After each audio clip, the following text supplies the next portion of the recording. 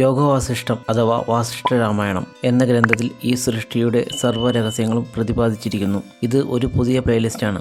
ഒന്നോ രണ്ടോ വീഡിയോയിൽ ഒരിക്കലും ഈ ഗ്രന്ഥത്തെപ്പറ്റി പറയുവാൻ സാധിക്കുകയില്ല. മുക്തി പ്രാപ്തമാക്കുവാൻ പലതരം മാർഗങ്ങൾ നിലവിലുണ്ട് എങ്കിലും പലർക്കും തങ്ങളുടെ മാർഗം തിരഞ്ഞെടുക്കുക പ്രയാസം നിറഞ്ഞ ഒന്നു തന്നെയാണ്. ഒരാൾക്ക് ഒരു മാർഗം ഫലം കൊടുത്തു എന്ന് കരുതി മറ്റൊരാൾക്ക് ഫലം കൊടുക്കണം എന്നില്ല.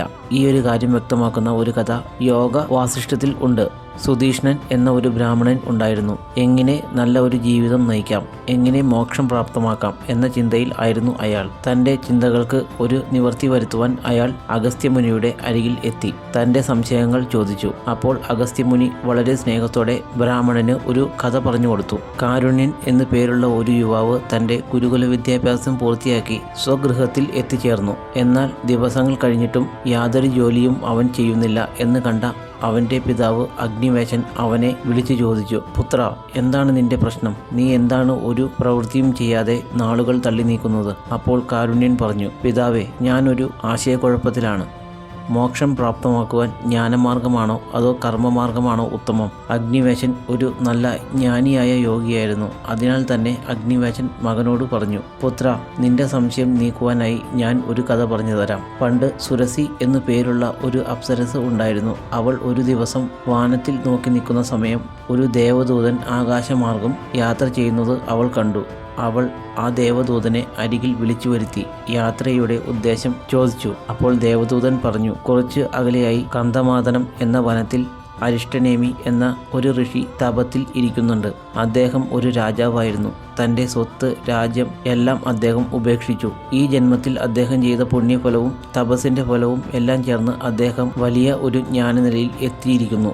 എല്ലാവിധ മര്യാദകളോടും ആളും ആരവങ്ങളോടും കൂടി ദേവലോകത്തേക്ക് അദ്ദേഹത്തെ കൊണ്ടു ചെല്ലുവാൻ ദേവരാജൻ ഇന്ദ്രൻ്റെ കൽപ്പനയുണ്ട്. അത് നിറവേറ്റുവാനാണ് ഞാൻ പോകുന്നത് എന്ന് പറഞ്ഞ് ദേവദൂതൻ ആകാശമാർഗം യാത്ര ആരംഭിച്ചു.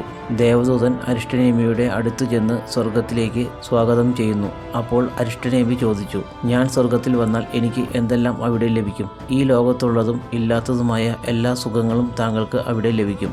എത്ര നാൾ ലഭിക്കും എന്ന് അരിഷ്ടനേമി ചോദിക്കുന്നു. അപ്പോൾ ദേവദൂതൻ പറഞ്ഞു, താങ്കൾ ഈ ജന്മത്തിൽ ആർജിച്ച പുണ്യങ്ങളുടെ എല്ലാ ഫലങ്ങളും തീരുന്നതുവരെ താങ്കൾക്ക് അവിടെ സുഖഭോഗങ്ങൾ ലഭിച്ചുകൊണ്ടിരിക്കും. അതിനുശേഷമോ? അരിഷ്ടനേമി ചോദിച്ചു. അതിനുശേഷം താങ്കൾക്ക് വീണ്ടും ഭൂമിയിൽ ജന്മം എടുക്കേണ്ടി വരും. അപ്പോൾ അരിഷ്ടനേമി പറഞ്ഞു, എല്ലാ സുഖങ്ങളും മടുത്തതിനു ശേഷമാണ് ഞാൻ ഈ ജീവിതം ആരംഭിച്ചത്. വീണ്ടും വീണ്ടും ജനന മരണ സാഗരത്തിൽ പെട്ടുഴലുവാൻ എനിക്ക് താല്പര്യമില്ല എന്ന് ദേവരാജനോട് പറഞ്ഞേക്കൂ. ഋഷി പറഞ്ഞത് കേട്ട ഇന്ദ്രൻ പറഞ്ഞു, അദ്ദേഹം വലിയ ഒരു ജ്ഞാനനിലയിൽ എത്തിയിരിക്കുന്നു. അദ്ദേഹത്തിൻ്റെ ജ്ഞാനനില ഇനിയും വർദ്ധിപ്പിക്കുവാൻ അദ്ദേഹത്തെ വാൽമീകി മഹർഷിയുടെ അരികിൽ എത്തിക്കുക. ദൂതൻ വീണ്ടും പോയി ഇന്ദ്രൻ പറഞ്ഞ കാര്യം മഹർഷിയെ അറിയിക്കുന്നു. അദ്ദേഹം സമ്മതിക്കുന്നു. നേരെ അദ്ദേഹത്തെയും കൂട്ടി ദേവദൂതൻ വാൽമീകിയുടെ ആശ്രമത്തിലേക്ക് പോയി. ആശ്രമത്തിൽ എത്തിയ ശേഷം അരിഷ്ടനേമി വാൽമീകിയോട് ചോദിച്ചു, ഞാൻ എന്തെല്ലാം കാര്യങ്ങളാണ് അറിയേണ്ടത്? എനിക്ക് പൂർണ്ണതയിൽ എത്തുവാൻ ആവശ്യമായ എല്ലാ ഉപദേശങ്ങളും അങ്ങ് എനിക്ക് തരണം. അപ്പോൾ വാൽമീകിക്കും പറയുവാൻ ഉണ്ടായിരുന്നത് ഒരു കഥയാണ്. രാമായണത്തെ വീണ്ടും വീണ്ടും വായിച്ചു അതിൻ്റെ ആന്തരികാർത്ഥത്തിൽ എത്തിയാൽ പൂർണ്ണതയിൽ ഉള്ള ജ്ഞാനം ഒരുവന് സ്വായത്തമാക്കുവാൻ സാധിക്കും.